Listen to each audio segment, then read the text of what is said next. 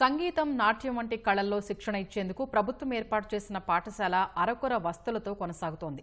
ఏర్పాటై 50 ఏళ్లు గడిచినా కనీసం సొంత భవనం లేకపోవడంతో అద్దె భవనంలోనే శిక్షణ కొనసాగిస్తున్నారు. ఆసక్తి ఉన్నవారు పెద్ద సంఖ్యలో వస్తున్నా శాశ్వత సిబ్బంది, సరైన సదుపాయాలు లేక ఇబ్బందులు పడుతున్నారు.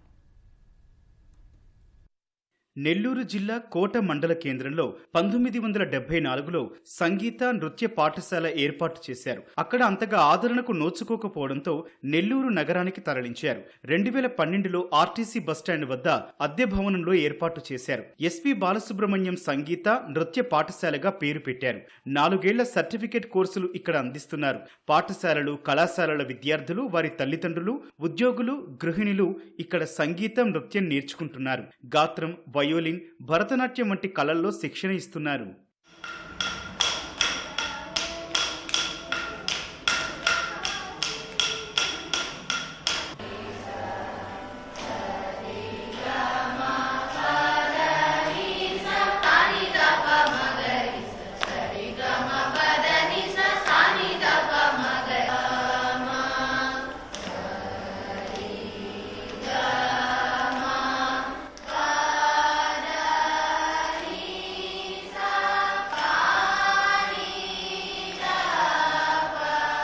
నేను ఇక్కడ నృత్యము ఇంకా సంగీతం నేర్చుకుంటున్నాను. ఇక్కడ వీణా ఫ్యాకల్టీ లేరు, ఇంకా ఫ్లూట్ కూడా నేర్చుకోవాలనుకుంటున్నారు. నేర్చుకున్న వాళ్ళకి ఫ్లూట్ ఇంకా వీణా ఫ్యాకల్టీ ఉంటే బాగుంటుంది. మాకున్న ఇంట్రెస్ట్ వల్ల, ఇక్కడున్న ఫ్యాకల్టీ ఇంట్రెస్ట్గా చెప్పడం వల్ల నేను సంగీతంతో పాటు డ్యాన్స్ కూడా నేర్చుకుంటున్నాను. నాకున్న ఇంట్రెస్ట్ వల్ల డ్యాన్స్ నేర్చుకుంటున్నాను. టీచర్స్ చెప్పే పాఠాల వల్ల మేము చక్కగా డ్యాన్స్ నేర్చుకుంటున్నాం. మేము బయట కూడా ప్రోగ్రామ్స్ ఇవ్వడానికి వెళ్తాము.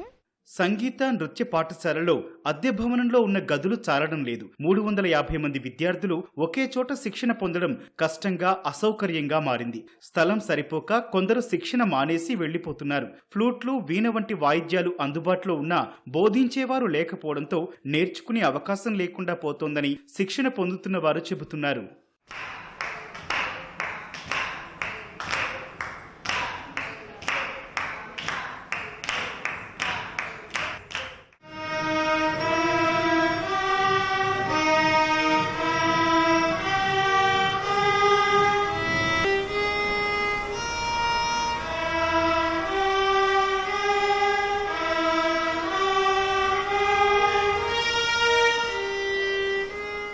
శ్రీ బాలసుబ్రహ్మణ్య కాలేజీలో మా బాబుని చేర్చాను.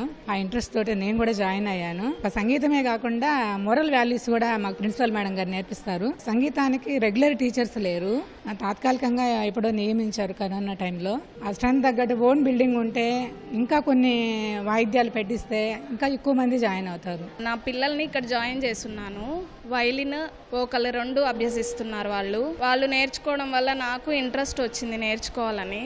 పర్మనెంట్ బిల్డింగ్ అనేది లేదు కదండి సార్, రెంటెడ్గా ఉంది. కొంచెం సరిపోవట్లేదు, స్ట్రెంత్ ఎక్కువ అయ్యి.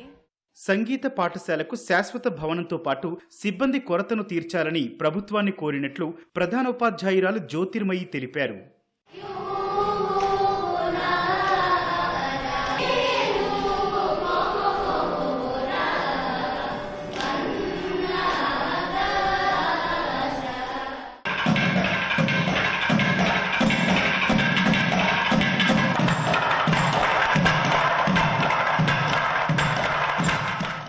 నెల్లూరు, రాజమహేంద్రవరం, గుంటూరులో ఉన్న సంగీత పాఠశాలలు, విజయనగరం, విజయవాడ, కర్నూలులో ఉన్న కళాశాలలు సమస్యలతో సతమతమవుతున్నాయి. భవనాల కొరత తీర్చి శాశ్వత సిబ్బందిని నియమిస్తే సంగీత ప్రియులకు ఉపయోగకరంగా ఉంటుంది.